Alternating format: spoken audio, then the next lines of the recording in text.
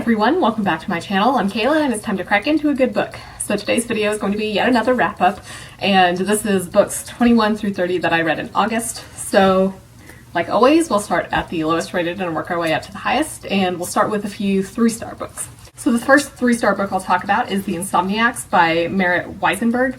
So I had won this in a giveaway and they fulfilled it via NetGalley. This is kind of like a YA contemporary / thriller where we follow 17-year-old Ingrid, and she is a competitive diver, but she's had this pretty bad head injury.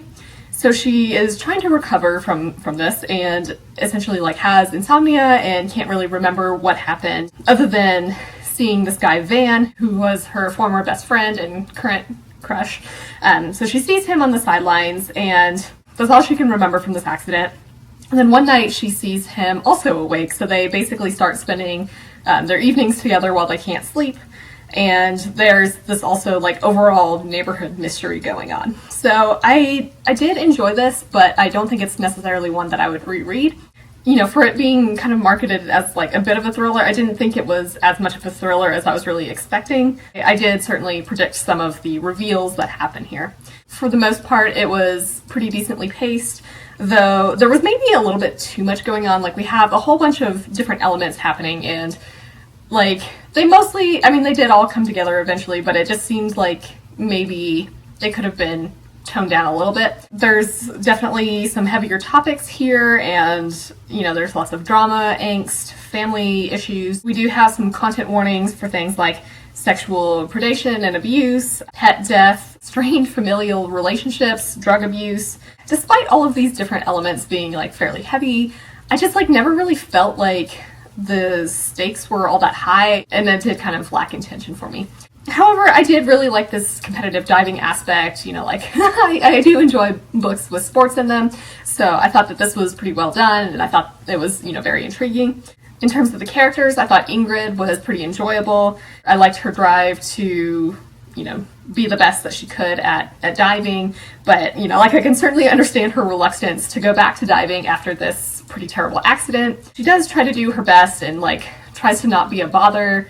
And this kind of made for some touching and sad moments with her mom. We do have a bit of a romance here, and I did like it overall. I do think they're good together, but and it wasn't really insta-lovey, I think. This guy Van also has some struggles with his family and just trying to fit in with his stepdad and half-siblings. We also have some former friendships here. Then you can kind of see how certain events are misinterpreted, and how this kind of leads to a fracturing of friendships.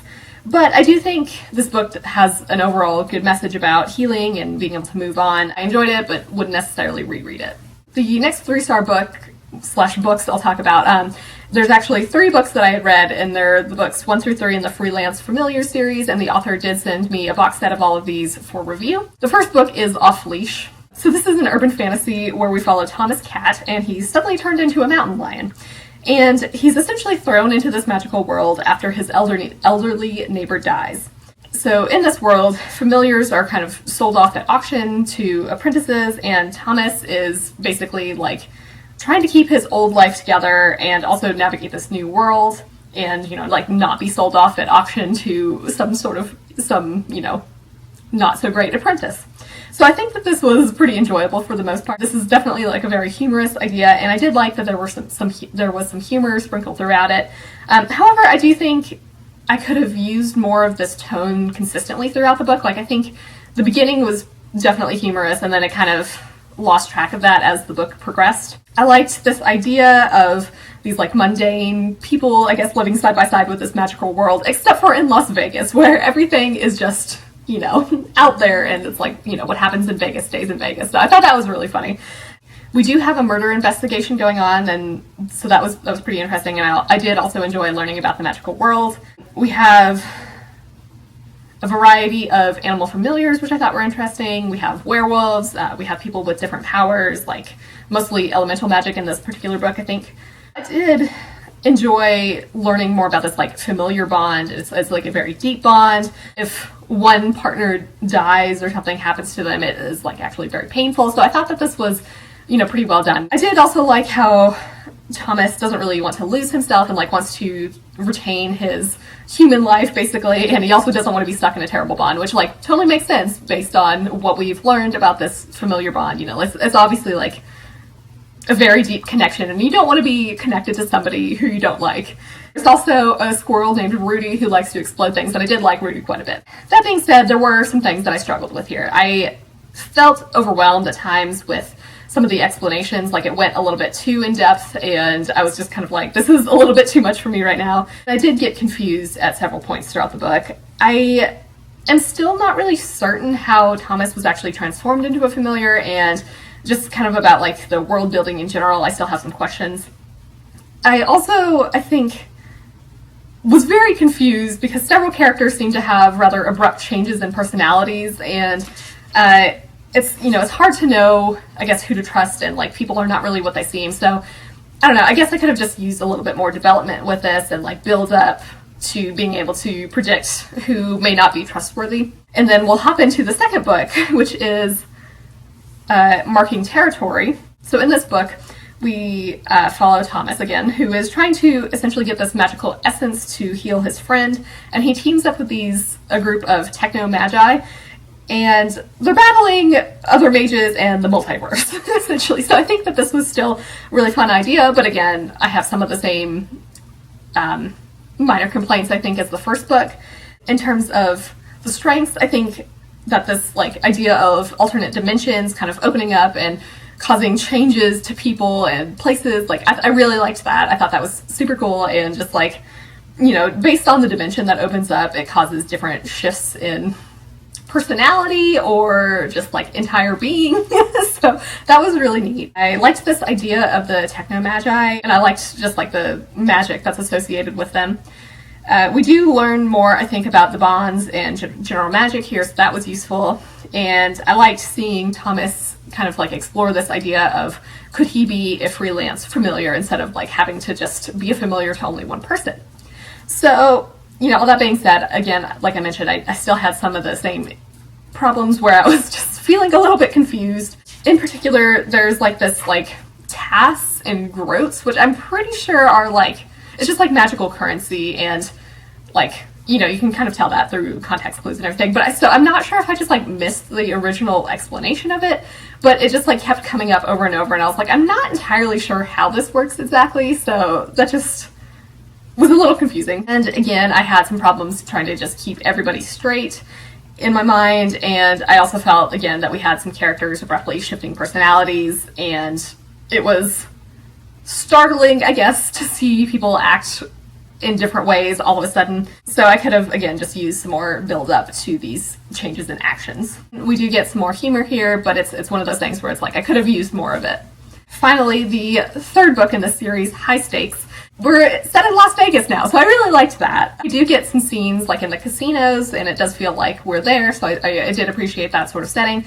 We have a vampire storyline introduced here, and I liked that, you know, just getting more magical creatures and concepts are always cool. Some of the residents from our town have relocated to Vegas after certain events in the second book, and I liked seeing everybody try to adapt to their new lives here. So we do get a bit of an exploration on like which kinds of animals make for good familiars, so that was cool but also sad, because like essentially, for instance, cows are not highly sought after as familiars. We do get to see Rudy, this squirrel who likes to explode things, and Thomas try to develop freelance familiars into like an actual business opportunity, so that was enjoyable. I think there was a bit of a time skip with between the second book and this book, and I'm fairly certain that kind of was mentioned at the beginning, but I just can't remember how long this time skip was. But Thomas was suddenly like a pro at magic, and this was a little bit jarring for me. I could have used just more, I guess, exploration of how he suddenly like knows everything about magic and familiar bonds. I think there was still more of this confusing character actions for me. So overall, I think that this is, if you're looking for like a fun, kind of more humorous urban fantasy, this could be worth checking out. But again, humor is kind of subjective. I could have personally used a bit more humor consistently throughout the books, and again, like more of this character development. But overall, you know, it's a different kind of of urban fantasy, so that was fun to try out. So now we move to a 3.5-star book. So the only book I'll talk about here is Burn Cycle by Joel Dane. So this is the second book and sequel to Cry Pilot. And I read Cry Pilot like a couple months ago, I think, but it's a military sci-fi, and we basically are in this world where artificial intelligence has like ascended and become sapient, and we're also murdered. So we have this like various like resurrected tech and biological things that kind of combine into new scary monsters, and we need to fight them. So we follow K2, who is a Cry Pilot, and we're essentially dealing with new technology. After the end of book 1, the military is wanting to develop new weapons and strategy, so they're trying to find the spawn point of some of these monsters, and we obviously want to destroy them. So K2 is trying to protect his squad and kind of come to terms with what he's willing to do. So I thought this was enjoyable. I thought it was decently paced. We get some battles and action scenes, but we also get sort of some found family moments and downtime where we explore some of these bonds between this group. It's definitely more heavy on the military aspects, I think. I liked seeing these calves, which are like the machines kind of that the Cry Pilots control. And I liked seeing how the military is attempting to replicate K2's success with them. There's definitely some more scheming that happens here, and some more like, you know, people are plotting things and trying to keep things secret. The ending is definitely crazy again, so that was kind of like, you know, with book 1, it just has this like really bonkers ending, and same thing with here, and it's just like, I need to know what happens next. I liked how characters are not necessarily safe. Keeps you on your toes. The characters are fun, and I had mentioned this with the first book, you know, we have this group of kind of misfits, and it's sort of this found family sort of dynamic. I like K2's relationship in particular with Ting. She's really enjoyable, and K2 kind of like thinks of her as a sister and is very protective of her. We do have the squad all kind of like sleeping together, so that makes for some interesting dynamics, certainly. K2 is very protective of his squad and definitely faces some tough choices and ethical dilemmas in this book. In terms of the group, everybody does feel different. Like, we have one character, Callie, who is kind of, you know, maybe not the brightest, but she has like this brute force sort of strength, but she's also pretty enjoyable. Ting is very bubbly and has some interesting abilities. And, you know, in general, I think that this is a really interesting world, especially with these, you know, like strange tech / biological creatures. We've got like, you know, this ascended AI sort of situation here. I enjoyed my time with this, certainly, and I am interested in reading the third book in this series. So now we move to the 4-star books, and the first book I'll talk about here is All the Stars and Teeth by Adalyn Grace. So this is a YA fantasy where we follow Amora, who is the princess, and she's trying to master soul magic. She needs to prove that she can use the soul magic in order to like show that she would be a good ruler. So this demonstration where she's showing, you know, her mastery of soul magic goes poorly, and she ends up having to flee. So she joins up with a pirate, Bastion, and basically makes a deal with him to get her throne back and restore his magic.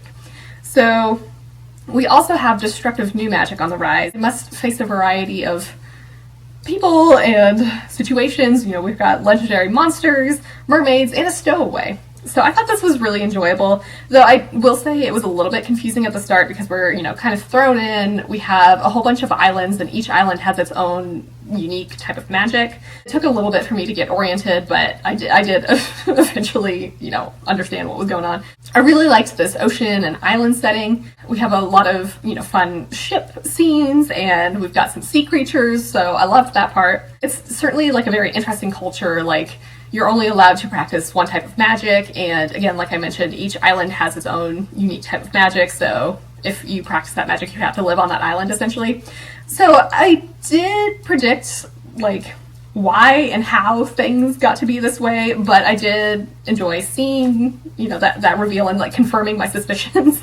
And we have a mermaid here, so I thought she was really interesting, and just, like, mermaids in general, they're technically protected by the king and they're kind of refugees, but some people are basically trafficking in them. We have a nice variety of magic here, and they have certainly some different uses that I've necessarily seen before. Like, we have time magic where people essentially like bargain away amounts of their lives in return for things. After the beginning, where I was kind of mentioned it was a little bit slower and like confusing, I thought it was pretty well paced after that. We do have quite a bit of traveling around and like sailing on the ship, which I did enjoy. The characters were pretty great. We do have a bit of a romance here, which I did enjoy. It didn't feel particularly insta-lovey, so that was nice. It could have gone into a love triangle, but it kind of, gets around that a bit, I think, so that was also nice. Amora, this princess, I liked her quite a bit. She has to struggle to balance her power. Soul magic can be used to kill, but she kind of needs to resist losing herself to it. So that made for some interesting internal conflicts. Bastian, this pirate, has a connection with this magic ship, which I thought was pretty intriguing. And I generally liked him. And I mentioned this mermaid. I really liked her. She has some cool powers, certainly. And we do have this other guy who is the stowaway on the ship, and he was all right. I don't know. I feel like of all of the main characters, he was kind of the most bland for me. In terms of the villain, I can certainly understand the villain's motivations, but I don't feel like, is necessarily going about changing things in the right manner. But yeah, so overall, I did enjoy this, and I will definitely continue this series. The next 4-star book I'll talk about is Lock Every Door by Riley Sager. So this is an adult thriller. We follow Jules, who's hired as an apartment sitter at this really fancy place, and there's a variety of rules that she has to follow, like no visitors, you can't spend the night away from the apartment, you can't bother the other residents. She makes friends with some of the other residents, including a woman named Ingrid, and Ingrid kind of says that the place is maybe not quite what it seems. So Jules kind of ignores this, and Ingrid disappears one day. So Jules then kind of digs into the history of this place, and basically we have, a dream situation that becomes a nightmare. So I really liked this. I thought it was very fast-paced. I didn't really anticipate the direction it went, but I ultimately enjoyed it. It's fun to watch this, again, dream situation unravel into something super ominous and really creepy. I liked seeing Jules investigate this, the disappearance of Ingrid, and also just research kind of what's going on with this place. I generally liked Jules. She's definitely down on her luck, but she's trying to make the best of, what she's got. And you can certainly feel her desperation to get money and survive. She seems pretty nice and a good person in general, so she was enjoyable to follow. The other residents are a little bit more questionable, and it was fun to learn more about them throughout the book. That's probably all I'll say about it to avoid spoilers, but I really enjoyed this and would definitely recommend it if you're in the mood for an adult thriller. The next 4-star book I'll talk about is You Are Invited by Sarah A. Denzil. So I received this for review from the publisher through NetGalley. This is a horror novel where we follow Kath, and she is invited to the event. So this is a retreat for 5 social media influencers, and they're staying in a renovated Transylvanian monastery. And once they get there, everything is going to be live streamed. People pay for access to these stars. So we have a model, a gamer, a blogger, a fitness guru, and Kath, who is a writer. So they're, obviously in this pretty isolated location. And one day, followers notice this dark figure in the background, who is not one of the 5 social media stars. So this was really good. It definitely felt creepy and atmospheric. I really enjoyed this social media aspect. You get people trolling. We get people who are actually very supportive, with this whole people paying for access to different live streams, and people just access to the stars, and being able to kind of control our social media stars' actions certainly is a bit alarming. This is obviously a horror book, but in general, this kind of definitely felt like a sort of a Patreon for these stars. I did like seeing all the different challenges and activities they do for their viewers. It felt very authentic. I really liked watching this sort of descent into creepiness, where we have things going missing, obviously this dark figure that I mentioned. This definitely made for some eerie moments, and I did actually get chills while reading this. We do get a bit of an exploration of mental health, in particular schizophrenia, and I liked characters questioning if things that are happening were actually real or a product of the schizophrenia. And I actually I'm still a little unsure about, I guess, the reality of some of the things that happened, but I'm kind of satisfied with that because I like this sort of ambiguity and mystery, and it's still making me think about this book after, I finished it a bit ago. I did like this cast of characters. I did like Kath in particular. She's kind of more of like a reserved and private individual. She is doesn't really want to make a fuss, and she's a bit of a people pleaser, so I found she just wants to make everybody happy. So I found that this was pretty relatable. We do have some LGBTQ plus representation here, including, I think, some gay and asexual representation, if I'm remembering that right. There are some content warnings here for abusive parent-child relationships, so, do be aware of that. But I did really enjoy my time with this book, and I'll definitely be checking out more from this author. You Are Invited comes out September 15th, so that is very soon, so you can get your hands on a copy of this. The last 4-star book I'll talk about is Persephone Station by Stina, Leicht. So this was also one I requested from the publisher through NetGalley. It comes out January 5th of next year. This is a space opera, and it's kind of like this more Western feel and is pitched for, fans of The Mandalorian and Cowboy Bebop. We have Persephone Station, which is this backwater planet, and it's become the focus of this corporation. We follow Rosie, who is the owner of the bar, and they cater to criminals and rich tourists. We also have Angel, who is an ex-Marine and kind of this head of this criminal group. So she does this job for Rosie and comes into conflict with the army and this corporation. So I think this is a standalone sci-fi. I thought that this was pretty decently paced overall. There were a couple of slower sections, particularly in the beginning, I think. But after that, we do get some more action, and there's some really exciting ship and mecha battles, so that was cool. And so, with these, we definitely get some more intense moments as well. With it being a standalone, I do feel very satisfied with the overall story and, where it ends up. I can definitely see the comparison with The Mandalorian in that, people are maybe reluctantly trying to do the honorable thing and protect others. So we have some really fantastic plot threads here, especially with some AI that I really liked. I could have used even more time on this, I think. The characters are a strength of this book. We have a lot of really badass women and non-binary characters. Everybody feels kind of distinct to me. Rosie is a non-binary individual, and I really liked learning more about their background. It's pretty interesting, honestly.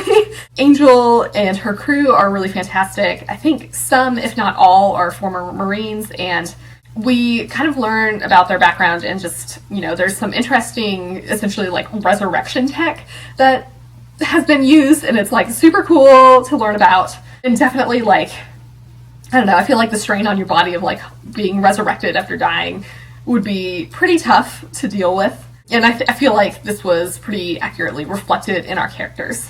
Even though there's not necessarily a guarantee of coming back, our characters do fight for what's right, and I really liked that. We also have some pretty interesting alien races here that communicate through scent. We also get to see some of the local animals on this planet, and they were kind of terrifying, but also really awesome. I kind of mentioned with this plot threads with the AI, I really liked this. The AI has some feelings, and it kind of I don't know, makes you think about, with these different alien races and the animals and the AI, it kind of makes you think about what it means to be human.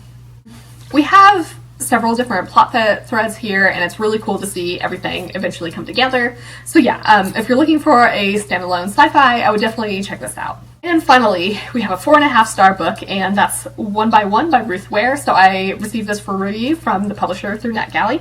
And this is a closed circle / isolated murder mystery. It was awesome. So this takes place at this mountain chalet. We have this company doing a retreat here, and so we have, the company members and some of the staff members at this chalet. So an avalanche occurs, and basically, they're snowed in here and trapped. So it's kind of is everybody trustworthy, and when things go wrong, how many people will be left? So I thought this was fantastic, and it's definitely my favorite Ruth Ware book that I've read so far.